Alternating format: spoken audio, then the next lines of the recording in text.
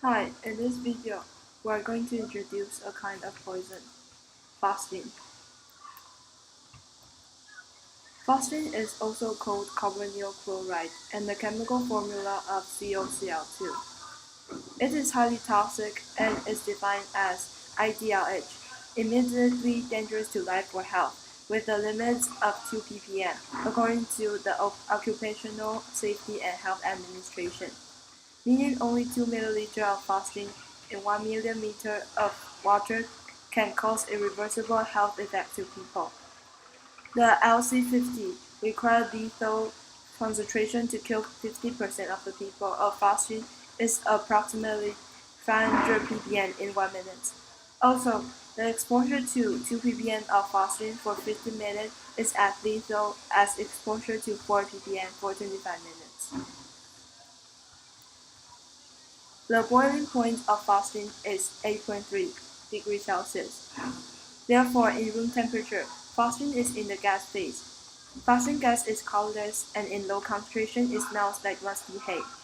When in temperature lower than 8.3 degrees Celsius, phosgene will become transparent and odorless liquid. Phosgene gas is about 3 to 4 times denser than the air, so it's more found in lower air region. Next, we are going to talk about the mechanism of action of phosgene, how exposure to phosgene will poison or kill people. Actually, different concentrations of phosgene gas consumed and different exposure routine can result in different symptoms. When exposed in greater than 3 to 4 parts per million of phosgene gas, patients will experience immediate irritant reaction lasting for 3 to 30 minutes. The symptoms include lacrimation, conjunctival burning, mouth or throat burning sensation, and throat swelling or phonation changes. When exposure greater than 4.8 parts per million of phosgene, it can cause respiratory manifestation after 4 to 24 hours of latent period. The symptoms include cough, chest pain, substernal burning, and diapnea. In high toxicity, phosgene will destroy the proteins in the pulmonary alveoli, where the gas exchanges process in your lung, blocking the blood-air barrier and results in suffocation. Other symptoms resulting in acute exposure include anoxemia, palpitation, and pulmonary edema.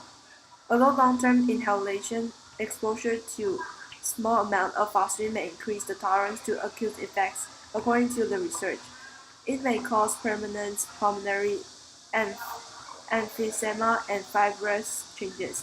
In sum, phosgene most targeted the respiratory system and the places human body directly exposed to, for example, skin and eyes. Phosgene was an important and a widely used industrial agent. Currently, phosgene is used for the synthesis of two other chemicals, methylene diphenyl diisocyanate (MDI) and toluene diisocyanate (TDI). MDI and TDI are both in the diisocyanate family and are mainly the chemical building blocks of a variety of polyurethane products.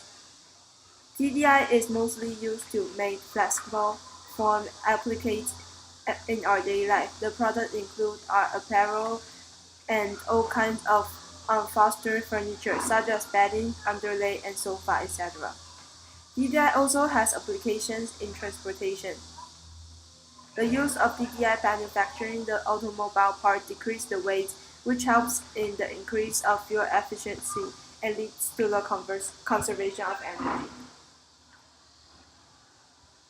There are two kinds of meat MDI, pure MDI and polymeric MDI. Pure MDI is used in various polyurethane products, for instance, coatings, adhesives, sealants, and elastomers. Polymeric MDI is very versatile and can be used to produce flexible, rigid, or semi-rigid products, but it is mostly used to produce rigid forms as thermal insulators. The examples of rigid forms of polyurethane are the inside of the freezers, refrigerators, or buildings, etc. Polymer MDI also has application being weather-resistant material in apparel, footwear, and sports and leisure products. In the United States, according to the American Chemical Council in 2014, the demand for TDI was 502.1 million pounds. The demand for pure MDI was 281.3 million pounds, and the demand for polymer MDI was 802.2 million pounds. The production of MDI and TDI not only benefit people because of their use, but also create job opportunity for the workers because of the demand, as well as people improving the economic.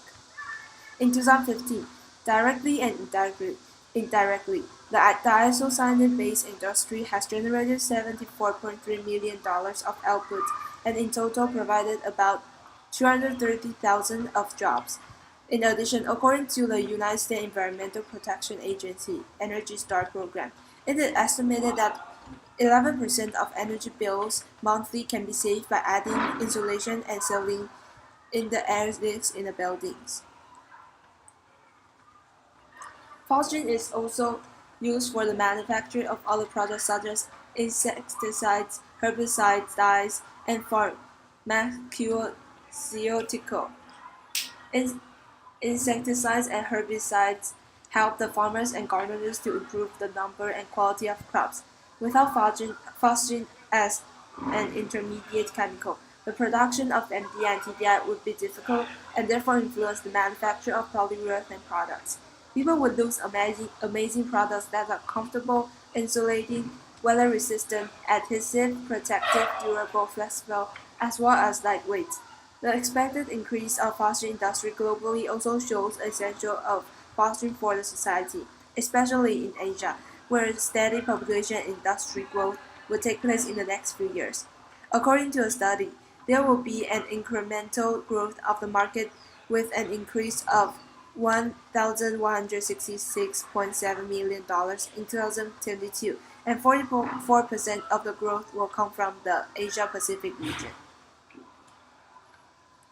And next, we are going to talk about the ethical disadvantages of phosgene.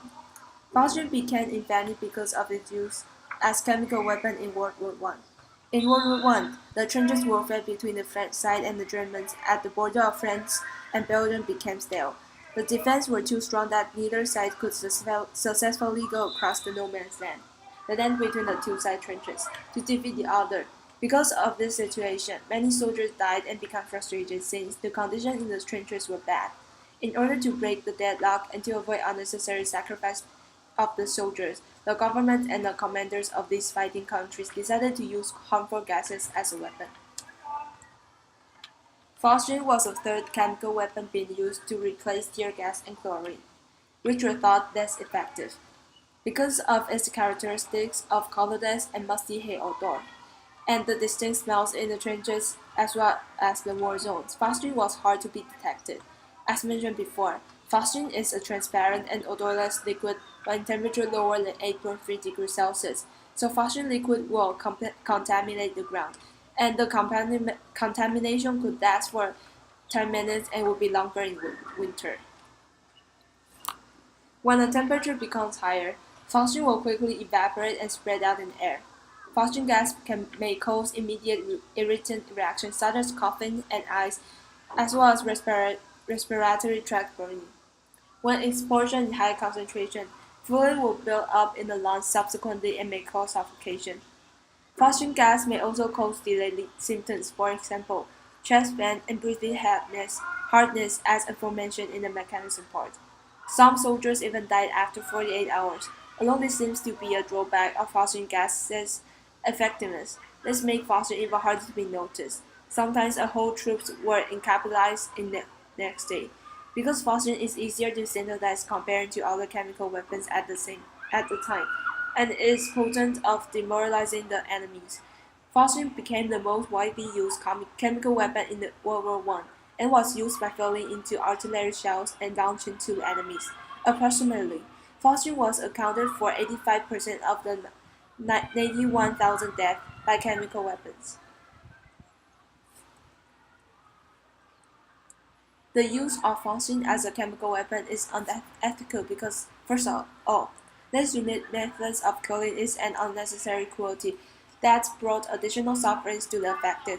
A low exposure of phosphine would cause irreversible damage to the respiratory system, and a high exposure would cause severe irritation and would afterwards lead to suffocation. Many were not immediately killed but were having prolonged affliction and respiratory system, as well as health issues for the rest of their lives. Also, because phosgene gas is more found in lower air region, people that were sitting or laying down are the most affected, which were mostly the wounded. Furthermore, because phosgene target the respiratory system, extreme movement when exposed to phosgene gas will lead to more inhalation, faster reaction, and therefore more severe symptoms. Secondly, the use of chemical weapon for attack is indiscriminate. Unlike the bullet, gas diffused in air and may be blown back to the offense sites or even to the innocent civilian communities. Lastly, phosphine gas is inhumane but because of its use for killing but the horror that brought to the soldiers. Of the 60 million deaths in World War I, people killed by chemical weapons is a relatively smaller number. However, soldiers were feared about the future use of the gas, which is hard to detect, and they may not have enough time to put on the mask. This terrific image of unknown future was the most cruel thing to the soldiers. I think the benefits and convenience phosphine bring to our society is more important than the ethical issue of the misuse of phosphine by the people. The use of phosphine in World War I as a chemical weapon was unwise and unethical due to the suffering and fear that brought to the soldiers. However, in World War II, because enemies are already well prepared for the chemical warfare, so it did not cause a lot of casualties.